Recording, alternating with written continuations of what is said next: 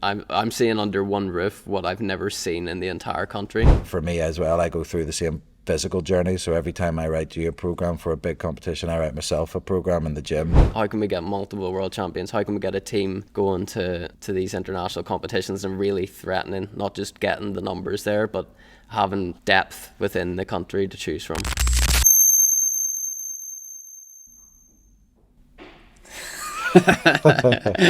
Right, we're recording now.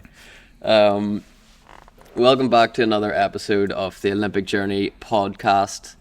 Today I've got a special guest. I see him every day, and I have done for the last 10 years that I've been working with him.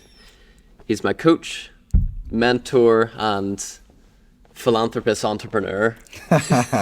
Nice. Luke Carson. You forgot CEO. CEO as well of Homegrown Gymnastics, of course, of which we're sitting in today. Luke is a former gymnast. He had a stellar career on the international stage as a gymnast, retired in 2014, and I'd say months after, if even a month after, I started working with you. And you've been my coach ever since you started working with me in 2014. And now we're preparing for our second Olympic Games. Both hit all of our milestones more or less in our entire careers, right? That we're pretty happy with. And welcome to the podcast. Nice. Sweet. Thanks for interrupting my second breakfast. No problem at all. If you know Luke at all, you know that he'll have multiple breakfasts, multiple lunches, and multiple dinners. Yeah. Remember in Tokyo you had sushi for every single meal? Yeah, every meal. It was a good time though, like being in that giant canteen. I hope we're as close to the canteen as we were in Tokyo. Yeah, the Team Ireland house was right outside the food hall, so that was perfect. Yeah. I've put in a special request that remains the case in Paris. Special, like the entire team is going to listen proper to you. email. Well, I mean, it does make sense. It is a good suggestion. Our last podcast was in 2021. It wasn't at Olympics, but it was at World Championships. And God. I'm sure I've eradicated that from my entire psyche. I'm sure you remember it fondly as being prisoners for just under 2 weeks. I know what it's like to be inside now. Yeah. That was a mad time. I had when I went into a hotel after that, I had flashbacks of being in a corridor. Yeah. It was like PTSD. Yeah, it was not fun. That tested how you could put positive spins on things. Yeah. There was only so much we could do while we were in a room the size of our wingspan. Yeah, so that was at the Kitakyushu World Championships in 2021 after the Tokyo Olympic Games. And I think I done that podcast as a way of just keeping us a little bit sane and keeping busy, because it was literally, you weren't allowed outside of the hotel at all. So that's something I'm going into Paris really looking forward to, is being at an Olympic Games that you're not somewhat of a prisoner. We weren't allowed to leave the Olympic Village. So although class, we were in the Olympic Village in Tokyo, it was awesome, but there's just something in your mind that it isn't natural to be told you're not allowed to leave the perimeters of this place. Yeah, and it's a shame because Tokyo was so cool in so many different ways, but it was just hindered completely. That the advice was we weren't allowed to socialize with other nations, and that's like a big part of the fun.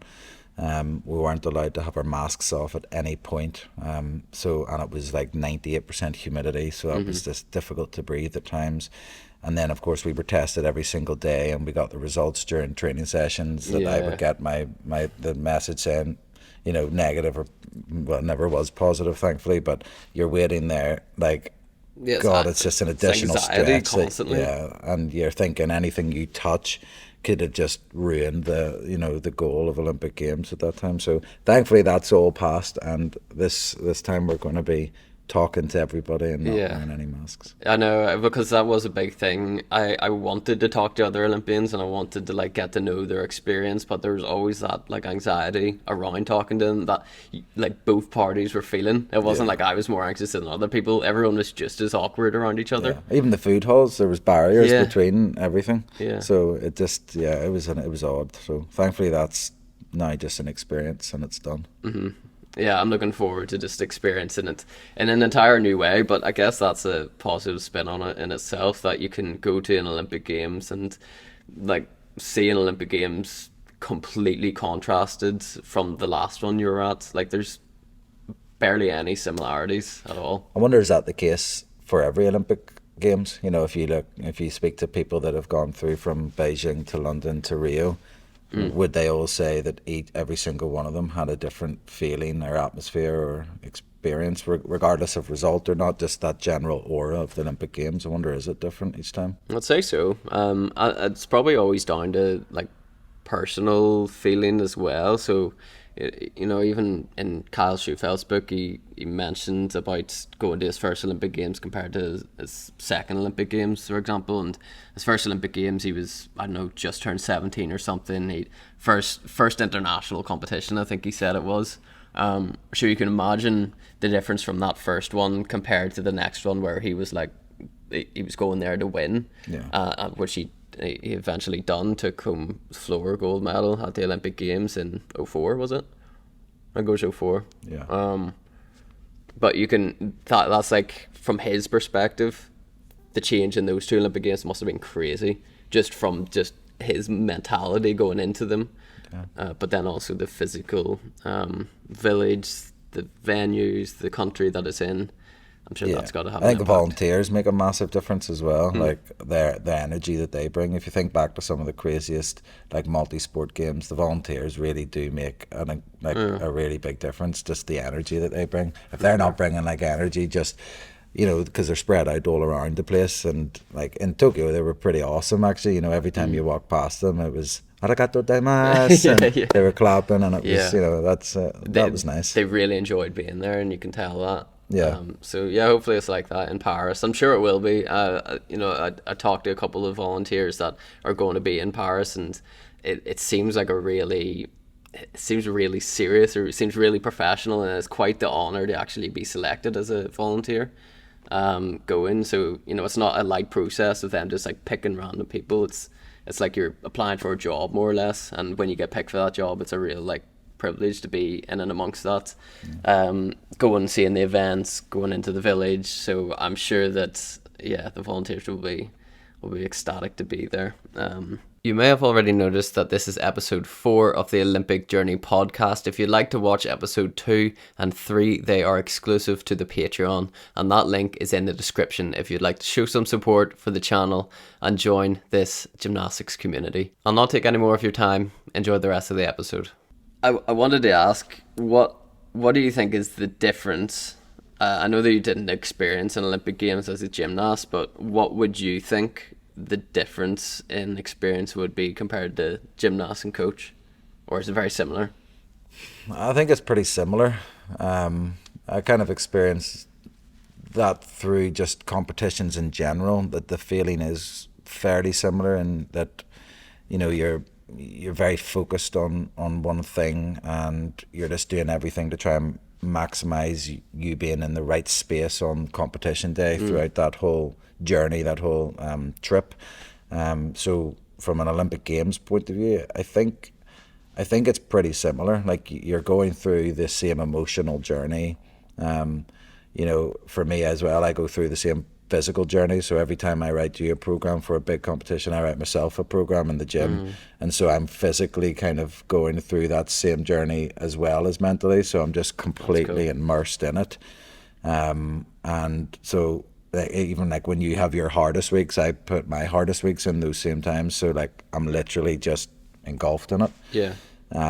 That's really interesting though, because that means that you're like putting yourself in my shoes.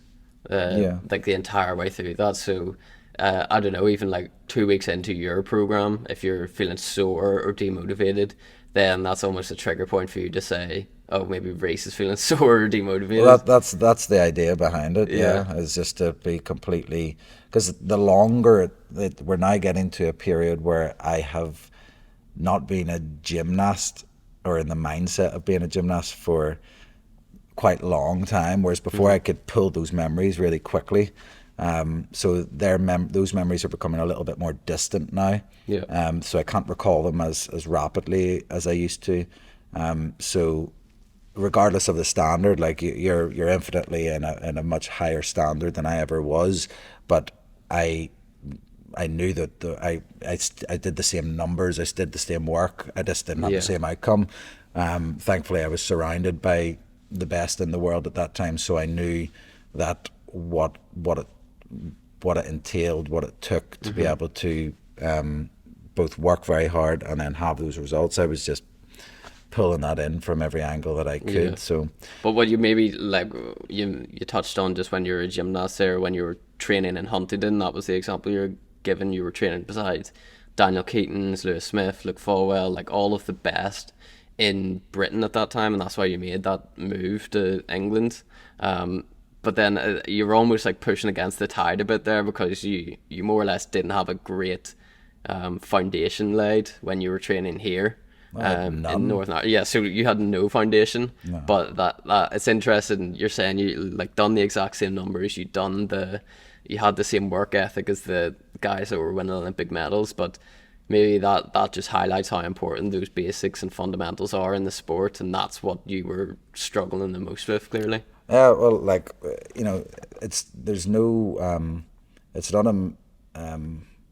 not a coincidence that that's exactly what I did with you when I first came back, was because when I moved to Huntingdon, I was 19 years old. I'd never had a program set for me. I'd had no basics, and as embarrassing as it was, the best thing for me was at times being put in with those kids. Yeah. And that's what, I had to swallow my ego, swallow my pride. And I was like, well, but I'm like the same age as those guys. It's like, no, do this circuit here.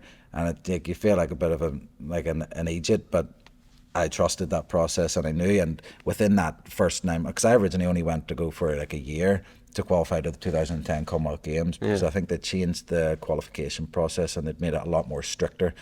So I was like, oh crap, I need to really focus for this. I need to up my game if I'm going to be selected for this, and I wanted to do it. My goal was only to go over for a year, and then that turned into close to 6. But within that, so I moved over January 5th, 2010. Yeah, that sounds about right.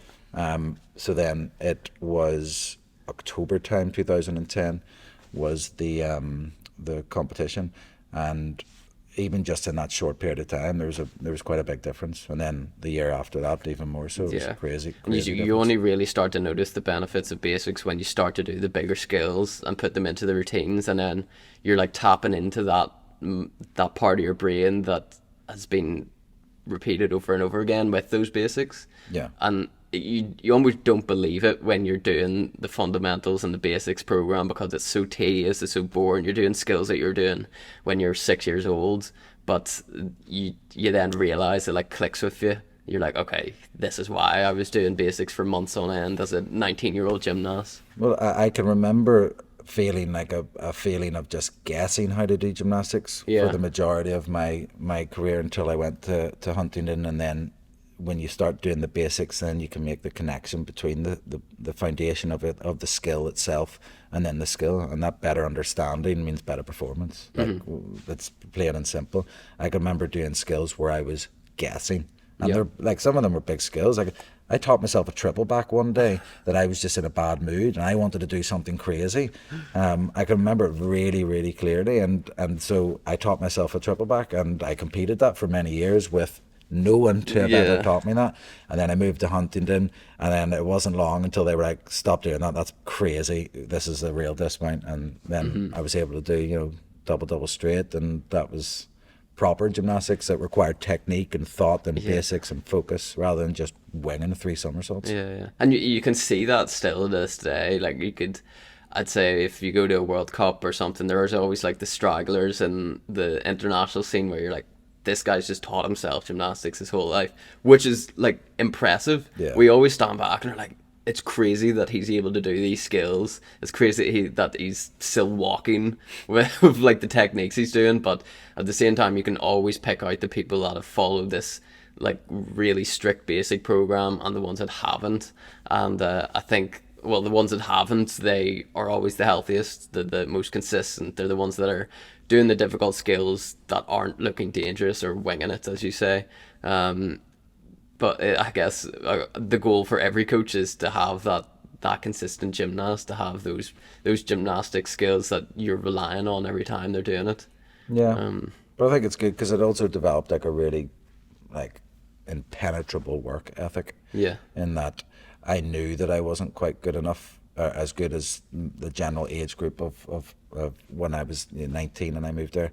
So I said to myself very early on, well, I mightn't be the best here, and the likelihood is I'm not going to be able to catch up with them, but I can work harder than anyone in this gym, and that's never left me. It was always kind of innate within me as a kid. Anything I kind of put my mind to, I was fairly obsessive about it and just wouldn't stop until I had felt like I had really mastered it or done everything humanly possible.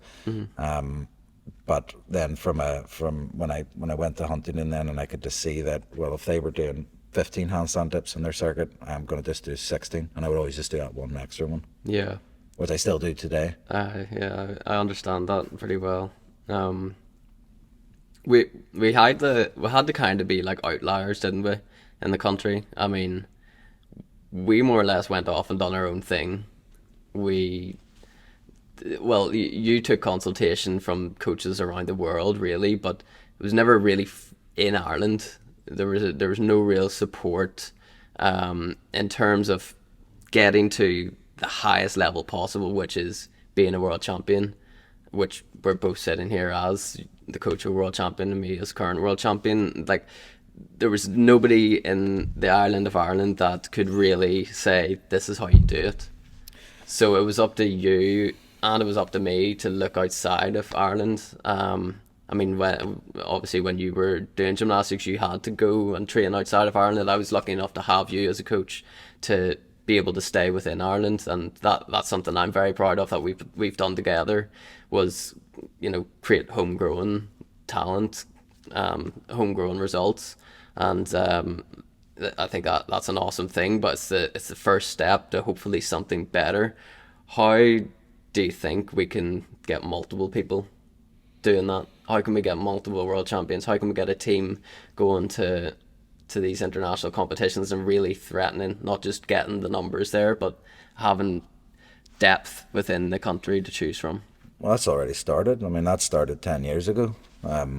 You have to have a flag bearer, which that's you, and like it or not.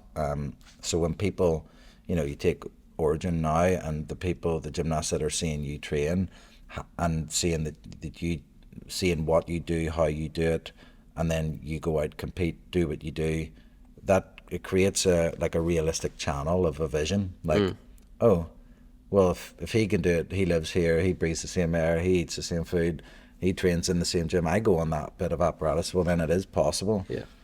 Everyone has different levels of talent, everyone has different levels of potential, but it makes it, that's the first step, I think, so that it's not just being an outlier, which is what you are by definition. So I think that process has already begun. Yeah, and it's a long process, isn't it? Because you're not only trying to get gymnasts better, you're trying to get coaches better, support staff better.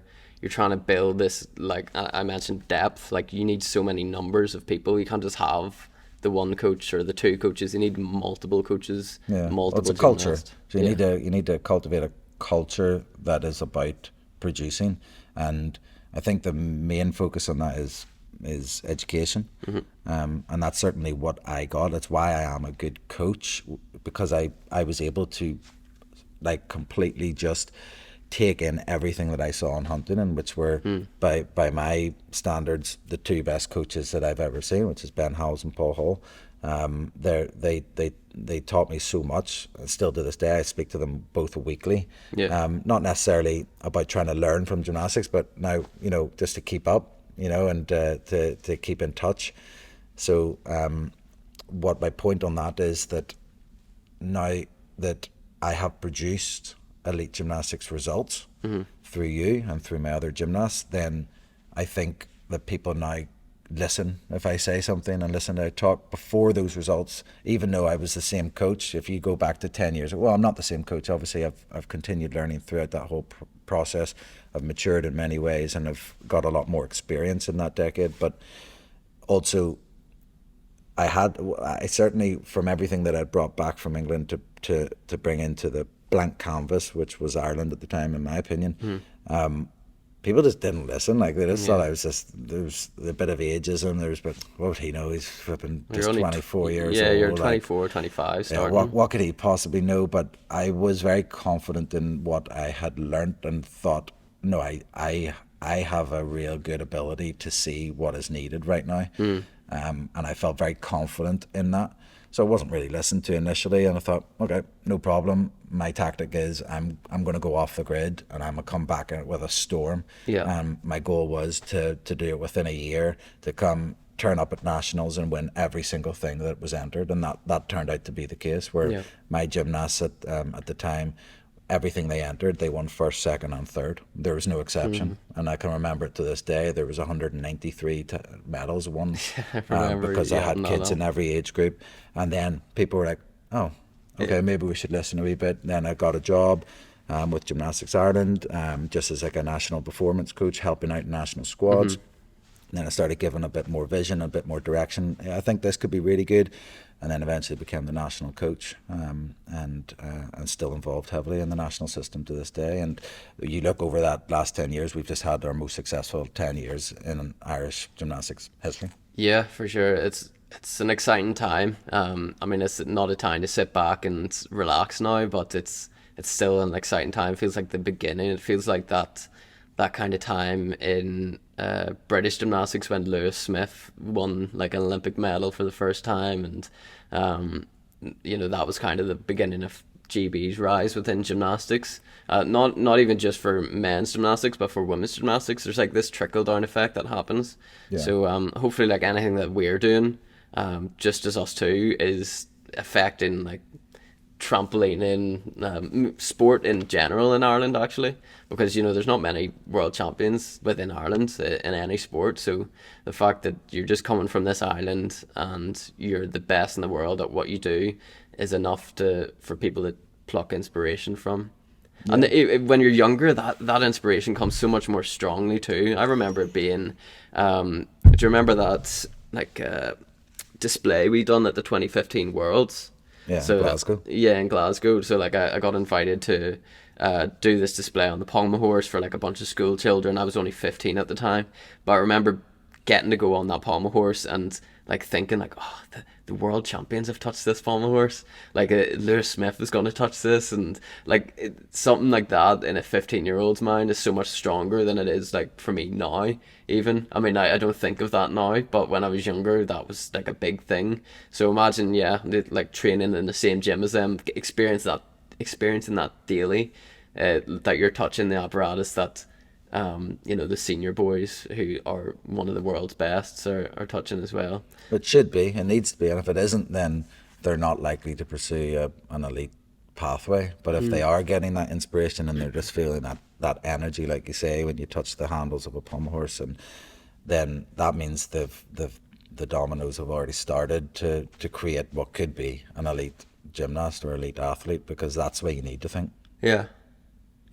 I'm looking forward to seeing the sport grow more and more. It needs to be a culture, though. It needs to be everyone's, ego needs to be put to the side, and it just needs to be about how to produce results in a really happy, healthy, organic way. Because the moment that there's, lots of personalities that just try to be like, oh, well, I can do it this way, and they try and make a name for themselves or whatever, it just hinders progression, in my opinion. You just got to put it all to the side, and it's just like, well, what works? What do we know what works? Here's the blueprint. Let's go from there, and we'll start building. It's never going to be a quick thing. Like things like that takes time. We're sitting here 10 years on, and only the last like kind of 4 or 5 years you've really started to see big results, and that's going to be the same thing for everyone now coming through. because it's a massive time investment to produce elite gymnastics, especially in men's gymnastics with 6 apparatus and so much foundation work needed to be done. It's a big time investment. Yeah, yeah. And speaking of time investments, you've opened up Origin Gymnastics around a year old now. That must have taken a lot out of you. Yeah, so it still does, but this has been like a 15-year project for me. Like I've been planning this for a long time. So Yeah, we're sitting here and it's happening, and it's been very well received. So it's about standard, like everything that I do that I want to be part of. It's about standard. So standard of our sessions. I know it doesn't work. I've seen that. I've worked in lots of clubs across the country, particular Northern Ireland, and I see what just does not work. So I'm doing the opposite, and that's why we're rising faster than any other club in the country. It's why we will be the biggest club in the country. There's no doubt in my mind. So that's I'm saying that not for any ego metric, but I mean because it's about standards. yeah, People lose sight on standards, and they just want to. They get complacent. They get lazy. They don't have a vision. And my vision's always crystal clear, and I'm completely driven by my own work ethic. It controls me. I'm not in control of it, and it's just constantly driving me forward to be better. Because I realize that life's short and it's never promised, so you may as well do everything you humanly can within the 24 hours that you get each day. Yeah, true. And like, be the best that you can possibly be. And I know that's not for everybody, that kind of mindset, but it is certainly for you. It's certainly for me. Being the best that you can possibly be, and creating your own standard. So I use this. I'll switch it back to gymnastics terms, where I never chase the current best in the world. Right, I came up with this before I was world champion. I never want to chase the current best in the world, because that might be setting a standard lower than one that you're capable of. So aim past it. What's your personal best? What can you achieve that is almost makes that, the best club in the country or the best gymnast in the world? What can you do better than them? And I think that's an important thing to keep in sight, that don't follow the pack, create your own pathway. Never have. Isn't there a saying, if you do things that everyone else does, you'll get what everyone else has. Whereas if you do things that everyone else doesn't, you'll get things that everyone else doesn't. And if you look back and you think, everything that's been achieved, it's because we do things that people don't. And that's just the way it has to be. It's, unless you're in a situation where everyone else around you is pushing you and being better, but that's quite rarely the case, which is why I think surrounding yourself with like-minded people, or people that do push you, so having good mentors or good people to rely on, just to be like, hey, soundboard things off. It's really important, because if you surround yourself with 15 homeless people, then that's the standard. Yeah, for sure. And that's what you're creating as well. I'm seeing this as the business grows, as you get more staff in.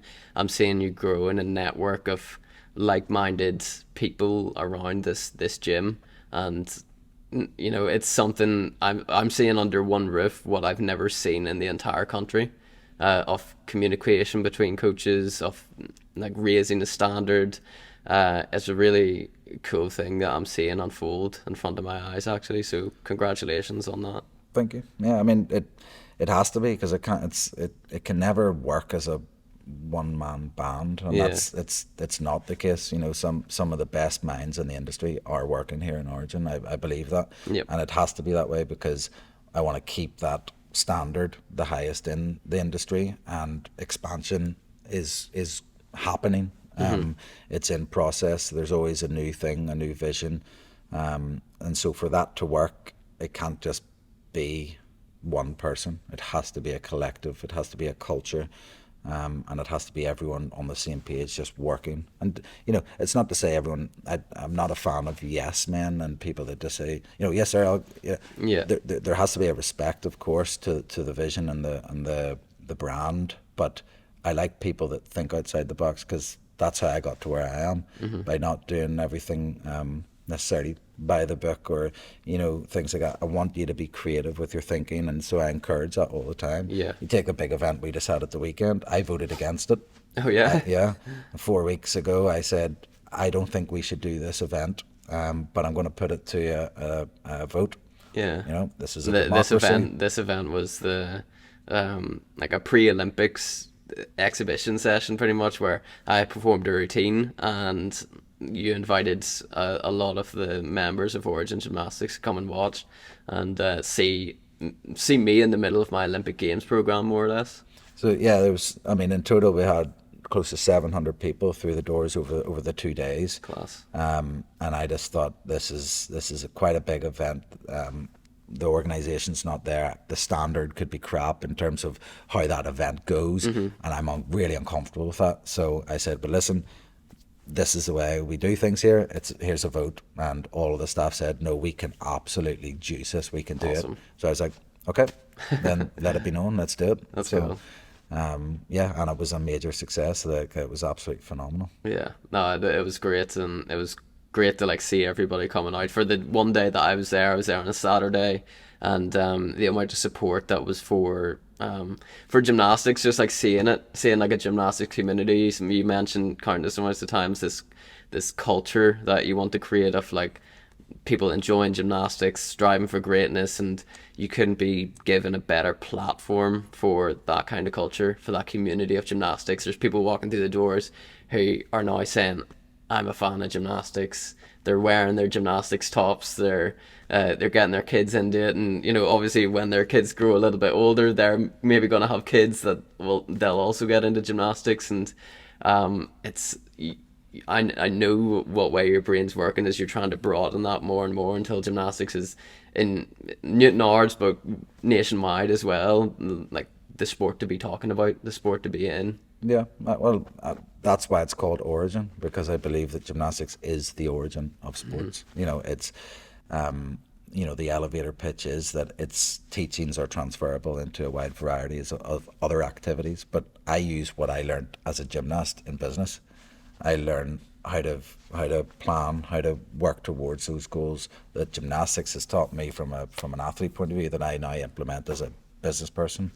Yeah. So it really is transferable. But I think people get behind it because they realize that more than ever, that gymnastics is the foundation sport. And what I want to try and produce here at Origin is not necessarily to come and be the next Reece McClenaghan, because the reality is it's less than 1% or so of kids that come through the door are ever going to be that standard. But come just to build a foundation of health and fitness that can last you a lifetime. That can, you're going to be better at football, rugby, swimming if you come to weekly classes doing gymnastics. But also then, yourself, you've become a very good role model within the gymnastics community, especially locally. I get stopped all the time. There's a sweet sushi stop across the road, and I go all the time, and almost, I would say 7 times out of 10, someone would stop me if I'm wearing this and be like, oh, you're the gymnastics coach guy? Yeah, okay, cool. Yeah, Reece McClenaghan, and just start chatting away and talking. And it's not necessarily just because you're doing very well, but it's because you're a very good role model. And a lot of people tell me that all the time. I was at a funeral last week, and at least 3 or 4 people stopped to tell me how much of a good role model you were for their kids, because it's you're producing, you're talking the talk, you're walking the walk, but you're also setting a very good example of what how you can conduct yourself throughout that without being an ass, because it's very easy. We're all an ass sometimes, but I like to show the benefits, certainly, as you're saying, about gymnastics being a part of my life. And I think it's an important role. We've mentioned about being the first, being the first world finalist, world medalist, world champion, and I think there is a certain weight that comes with that. It's up to you whether or not you want to take that weight on your shoulders. And from the get-go, I think I've just had in my head that I want to push gymnastics as much as I can in this country. And I think as long as I have that like firmly in my sights, then I'll continue to hopefully be a good role model, and hopefully teach certain life lessons that have parallels to gymnastics. And since I've been there under the pressure, I can then tell the story like we're doing right now. And hopefully there's at least one person watching this that's like, right, the way they're talking, I want to do the same in my life. I want to open that sushi store, or open that coffee shop, or just do what I want to do in my life. Live the life that your dying self would be proud of, right? That's it. Yeah, good. So yeah, I think that's an important message. But thank you for coming today. I know you're a busy CEO man now, but we're about to start our session. I need to pee first. I'm not just like saying that out loud. There's drug testers waiting right now for me to finish up this podcast, and we'll get that done, get our session started, and let's enjoy this Olympic Games process as much as we can. Yeah, it'll be good.